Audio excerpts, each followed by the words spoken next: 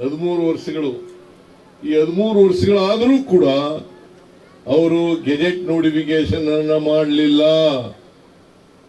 ಅವರು ಹೇಳಿದ್ರು ಕೇಂದ್ರದಲ್ಲಿ ಸರ್ಕಾರ, ಕರ್ನಾಟಕದಲ್ಲಿ ಸರ್ಕಾರ ಎರಡೂ ಕಡೆ ಬಿಜೆಪಿನೇ ಇದ್ರೆ ಸುವರ್ಣ ಯುಗ ಆಗ್ಬಿಡ್ತದೆ ಅಂತ ಹೇಳಿದ್ರು. ಎರಡೂ ಕಡೆ ಇತ್ತಲ್ಲ ಸರ್ಕಾರ, ಕೇಂದ್ರದಲ್ಲೂ ಅವರೇ ಇದ್ರಲ್ಲ, ಇಲ್ಲೂ ಅವರೇ ಇದ್ರಲ್ಲ, ಯಾಕೆ ಗೆಜೆಟ್ ನೋಟಿಫಿಕೇಶನ್ ಮಾಡಿಸ್ಲಿಲ್ಲ? ಚರಂತಿ ಮಠಕ್ಕೆ ಕೇಳಬೇಕು, ನೀವು ಬಿಜೆಪಿ ಅವರಿಗೆ ಕೇಳಬೇಕು ಪ್ರಶ್ನೆಯನ್ನ, ಯಾಕೆ ಗೆಜೆಟ್ ನೋಟಿಫಿಕೇಶನ್ ಆಗಲಿಲ್ಲ, ಯಾಕೆ ಪರಿಹಾರವನ್ನು ಕೊಡಲಿಲ್ಲ ಕೇಳ್ತೀರಾ?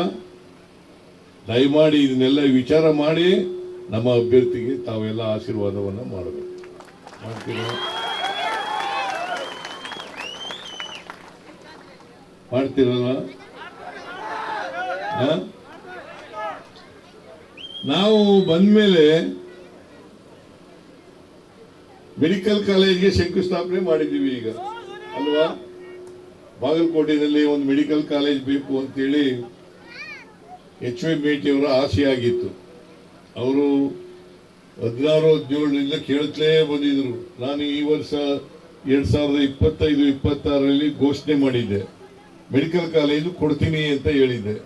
ಆದರೆ ಶಂಕುಸ್ಥಾಪನೆ ಮಾಡೋ ಅಷ್ಟೊತ್ತಿಗೆ ಅವರು ಬದುಕಿರಲಿಲ್ಲ. ಯಾರು? HY ಮೇಟಿ ಅವರು.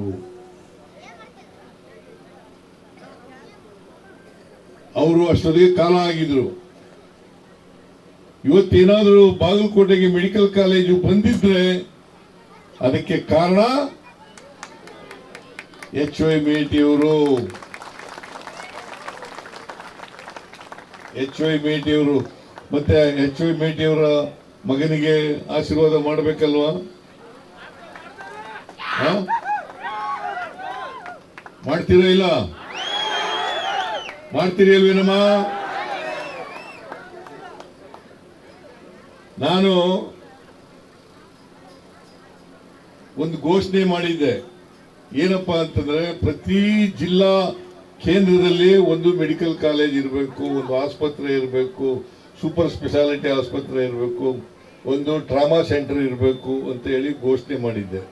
ಈಗಾಗಲೇ ಸುಮಾರು 24-25 ಜಿಲ್ಲೆಗಳಲ್ಲಿ ಮೆಡಿಕಲ್ ಕಾಲೇಜ್ಗಳನ್ನು ಮಾಡಿದ್ದೇವೆ, ಆಸ್ಪತ್ರೆಗಳನ್ನು ಮಾಡಿದ್ದೇವೆ. ಅವ್ರು ಯಾಕೆ ಮಾಡಲಿಲ್ಲ? 4 ವರ್ಷ ಇದ್ರಲ್ಲಪ್ಪ, ಮೆಡಿಕಲ್ ಕಾಲೇಜ್ ಮಾಡ್ಬೋದಾಗಿತ್ತಲ್ಲ, ಯಾಕೆ ಮಾಡಲಿಲ್ಲ?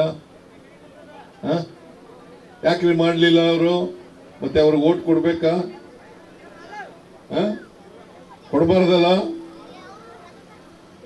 ಕೊಡಬಾರ್ದಲ್ವ ನಮ್ಮ? ಇವರಿಗೆ ನೀವು ಓಟ್ ಕೊಟ್ರೆ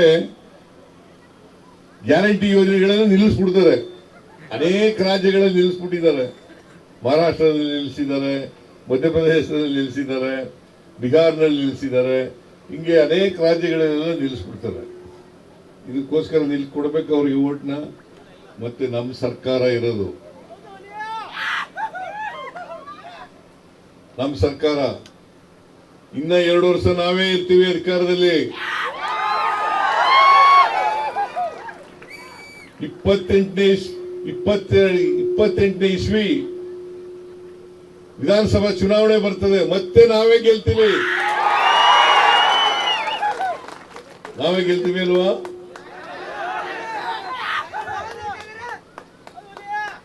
ಯಾರು ಕೂಲಿ ಮಾಡ್ತಾರೆ ಅವರಿಗೆ ತಾನೇ ಕೂಲಿ ಕೊಡ್ಬೇಕು. ಗೇ ಎತ್ತು ತಾನೇ ಮೇವು ಹಾಕ್ಬೇಕು. ಕಳ್ಳೆ ಎತ್ತುಗಳಿಗೆ ಮೇವು ಹಾಕಕ್ಕಾಗತ್ತಾ? ಇವರು ಬಿಜೆಪಿಯವರು ಕಳ್ಳೆ ಎತ್ತುಗಳು. ಅದರಿಂದ ಅವರಿಗೆ ಓಟ್ ಹಾಕೋದಕ್ಕೆ ಯಾವ ಕಾರಣಕ್ಕೂ ಕೂಡ ಓಟ್ ಹಾಕಬಾರದು ಅಲ್ವಾ? ದಯಮಾಡಿ ನೀವೆಲ್ಲರೂ ಕೂಡ ತಿಳ್ಕೋಬೇಕಾಗ್ತದೆ. ಇನ್ನು ಬೇರೆ ಕಾರ್ಯಕ್ರಮಗಳೆಲ್ಲ ಇದ್ದಾವೆ, ಅದರಿಂದ ನಾನು ಜಾಸ್ತಿ ಮಾತಾಡಕ್ ಹೋಗಲ್ಲ. ಇನ್ನ 2-3 ಕಾರ್ಯಕ್ರಮಗಳಿವೆ. ಇನ್ನೂ 2 ಕಾರ್ಯಕ್ರಮಗಳು ಇನ್ನೂ ಊಟ ಮಾಡಿಲ್ಲ ನಾವು. ನೀವು ಊಟ ಮಾಡಿದಿರ ಇಲ್ವಾ? ಊಟ ಮಾಡ್ಕೊ ಬಂದಿದ್ದೀರಿ, ನಾವು ಇನ್ನೂ ಊಟ ಮಾಡಿಲ್ಲ. ಆದರೆ ಇವತ್ತು ಮೇಟಿಯವರ ಆತ್ಮಕ್ಕೆ ಶಾಂತಿ ಸಿಗಬೇಕಾದ್ರೆ ಅವರ ಮಗನನ್ನ ಗೆಲ್ಲಿಸಲೇಬೇಕು. ಅವರು ಮಲ್ಲಿಕಾರ್ಜುನ್ ಟಿಕೆಟ್ ಕೇಳಿದ, ಇವನು ಉಮೇಶ್ನು ಕೇಳಿದ್ದ, ಮಾದೇವಿ ಇಲ್ವಾ, ಮಾದೇವಿನೂ ಕೇಳಿದ್ಲು.